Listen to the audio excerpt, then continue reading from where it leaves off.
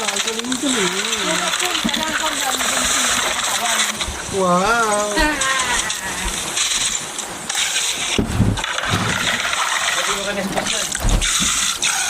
Ano yung tsura niyan? Paano ba nilinis mo? Tsura niyan. Sabi ko, kiskisin mo yung labas. Nagtotal kasi dito. Ayun, tinamit.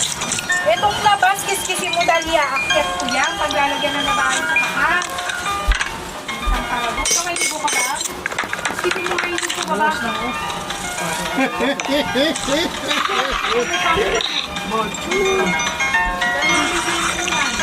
Ano biling mo ng tokwa? Tokwa talaga, tokwa. Fishball. Kikyam.